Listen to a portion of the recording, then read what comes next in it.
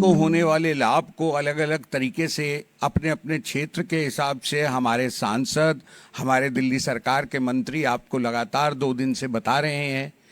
इस प्रेस वार्ता को हमारे दक्षिण दिल्ली से सांसद और दिल्ली विधानसभा में पूर्व नेता प्रतिपक्ष श्री रामवीर सिंह विधूड़ी जी संबोधित करेंगे और हमारी पार्टी के कार्यालय मंत्री श्री ब्रजेश राय जी भी हमारे साथ इस प्रेस वार्ता में हैं।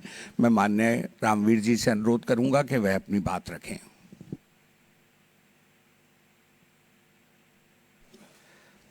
दिल्ली प्रदेश भारतीय जनता पार्टी के मीडिया प्रमुख आदरणीय श्री प्रवीण शंकर कपूर जी,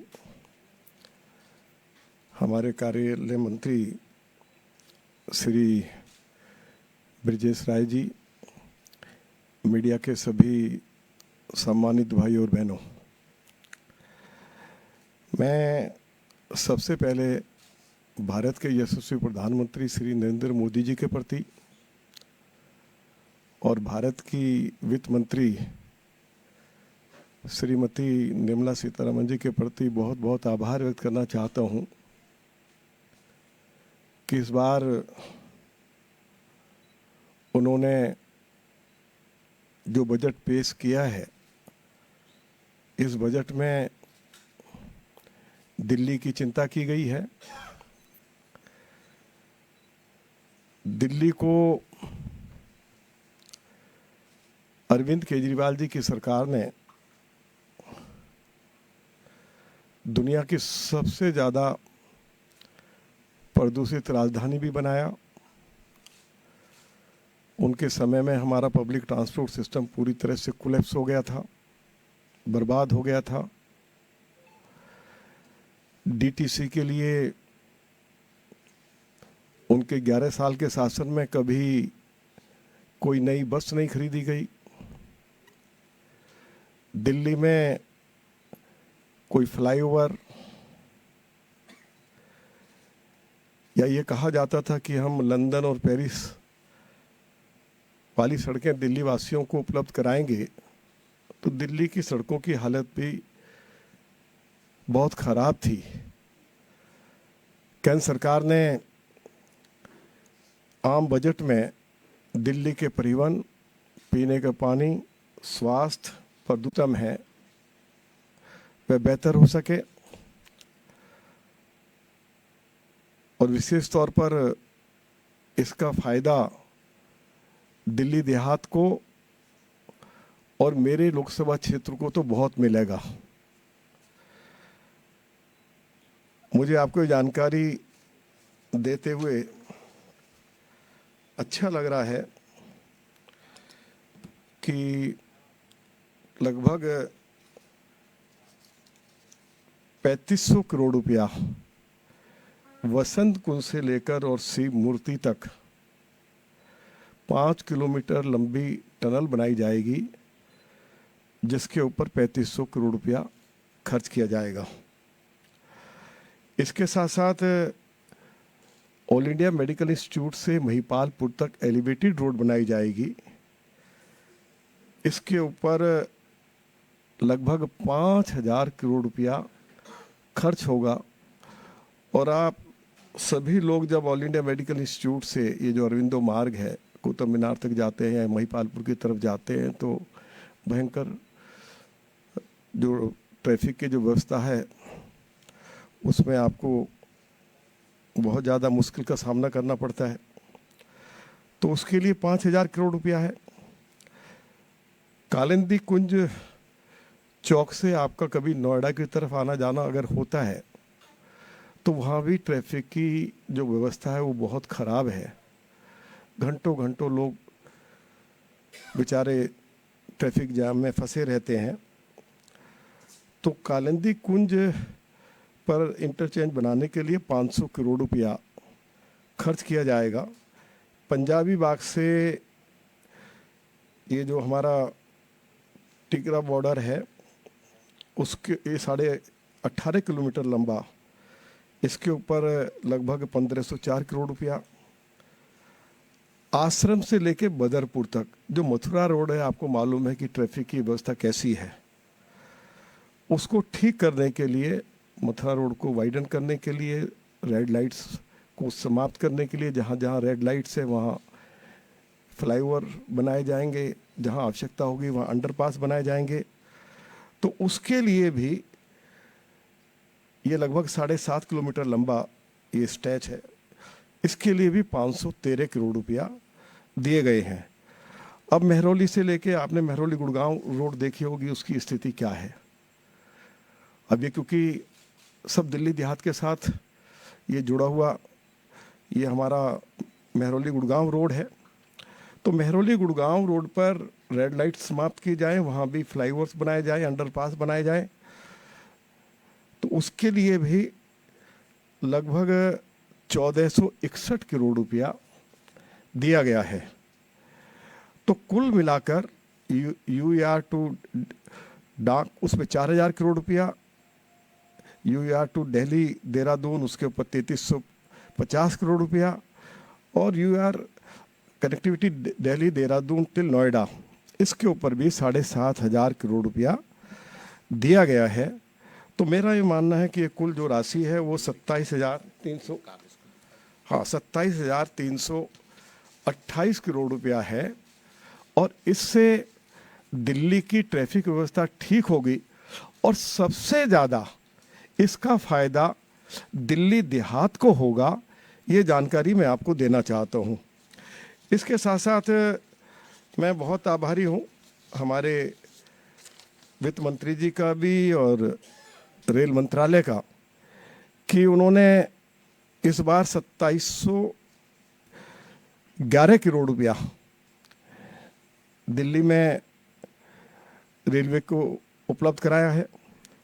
आपको जानकारी देना चाहता हूं कि मैं जब दिल्ली के अंदर डॉक्टर मनमोहन सिंह जी की सरकार थी, देश में मनमोहन सिंह जी की सरकार थी, तो 2009 से लेकर 2014 के बीच में दिल्ली की रेलवे को लगभग 96 करोड़ रुपया की योजनाएं मिली, और इस बार 2711 करोड़ रुपए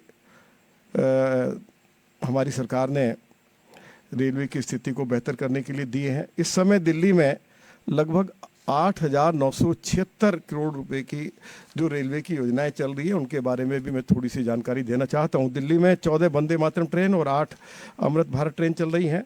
दिल्ली में अब रेलवे को पूरी तरह से इलेक्ट्रिफिकेशन हो गया है, और 14 नए फ्लाईओवर और अंडरपास बनाए गए हैं।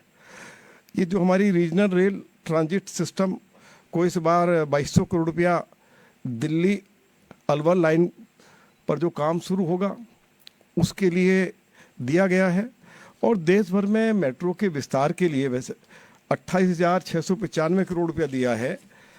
तो दिल्ली के अंदर भी तुगलकाबाद, ये सारा हमारा देहात का हिस्सा है, ये एरो सिटी, आश्रम कृष्णा पार्क, मजलिस पार्क, शिव विहार, नरेला, रिठाला, इंद्रलोक, इंद्रप्रस्थ और लाजपत नगर साकेत जी ब्लॉक के काम में तेजी आएगी। 5A फेज के लिए जो राशि स्वीकृत की गई है, चाहे वो तुगलकाबाद कालिंदी कुंज और एरो सिटी से IGI एयरपोर्ट के टर्मिनल 1 कॉरिडोर का काम अभी शुरू है। इस बार प्रदूषण के लिए भी 291 करोड़ रुपया उपलब्ध कराए गए हैं। पिछले साल के मुकाबले 237 करोड़ रुपया ज़्यादा है।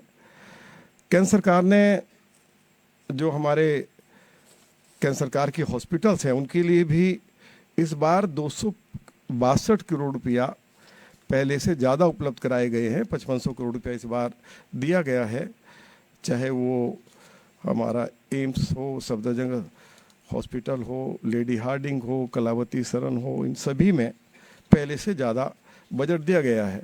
मुख्यमंत्री जी ने शायद इस बात की चर्चा की है कि दिल्ली पुलिस को भी इस बार पहले से 307 करोड़ रुपया अधिक दिए गए हैं। जल आपूर्ति को सुधारने के लिए चंद्रावल वाटर प्रोजेक्ट को 380 करोड़ रुपए हमारी मोदी जी के नेतृत्व वाली सरकार ने उपलब्ध कराए हैं। दिल्ली अर्बन आर्ट कमीशन को 5 करोड़ 78 लाख रुपया और NCR प्लानिंग बोर्ड को 470 करोड़ रुपया। 1984 कि सिख विरोधी दंगों के पीड़ितों के लिए मुआवजा बढ़ाने के मद में 2 करोड़ रुपए, और इसके साथ साथ केंद्र सरकार द्वारा प्रायोजित योजनाओं का बजट इस बार पिछली बार 12,483 करोड़ रुपया था, इसे बढ़ाकर 13,611 करोड़ रुपया किया गया है। मैं आपको ये जानकारी भी देना चाहता हूँ इसके साथ साथ कि अरविंद केजरीवाल जी के शासन में पूरी तरह से दिल्ली देहात की अनदेखी की गई।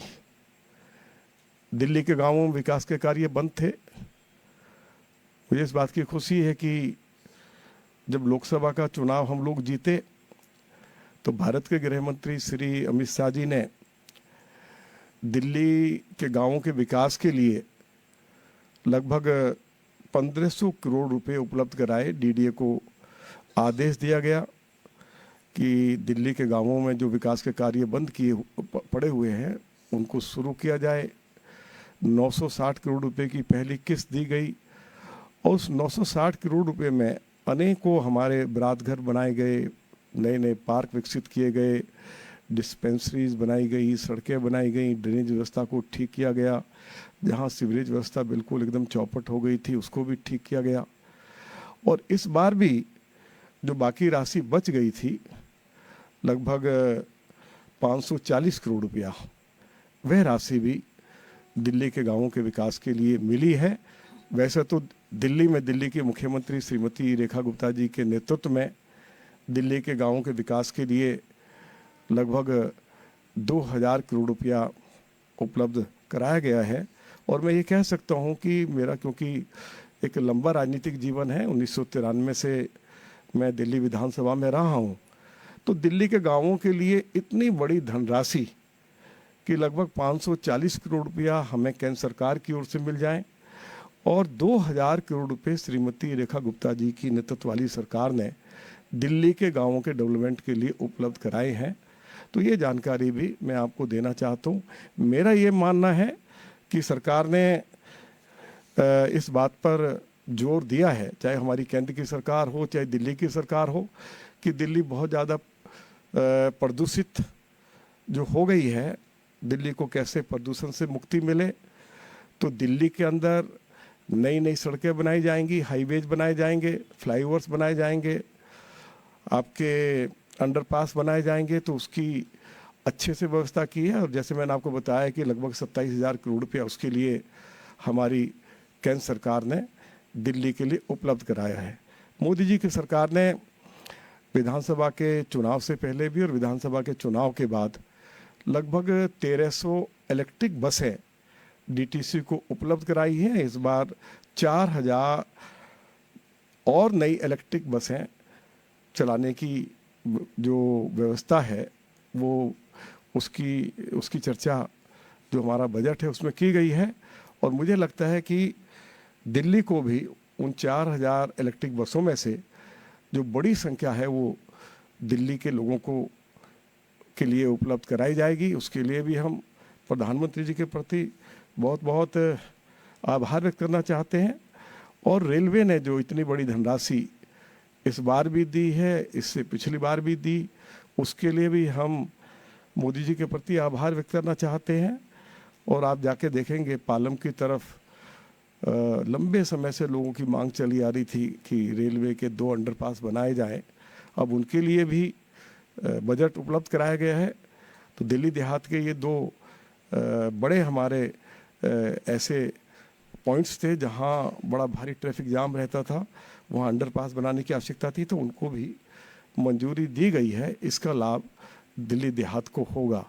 तो मैं कह सकता हूं कि पहली बार किसी केंद्र की सरकार ने इतनी भारी धनराशि दिल्ली के डेवलपमेंट के लिए, दिल्ली के ट्रांसपोर्ट सिस्टम को ठीक करने के लिए, रेलवे के लिए और दिल्ली में और नए नए हाईवेज बनाने के लिए, फ्लाईओवर्स बनाने के लिए, अंडरपासेस बनाने के लिए जो दी है, मैं अपनी ओर से और दिल्ली प्रदेश भारतीय जनता पार्टी की ओर से, दिल्ली वासियों की ओर से, भारत के प्रधानमंत्री श्री नरेंद्र मोदी जी के प्रति और भारत की वित्त मंत्री श्रीमती हमारी निर्मला सीतारमण जी के प्रति बहुत बहुत आभार व्यक्त करता हूँ। बहुत बहुत धन्यवाद।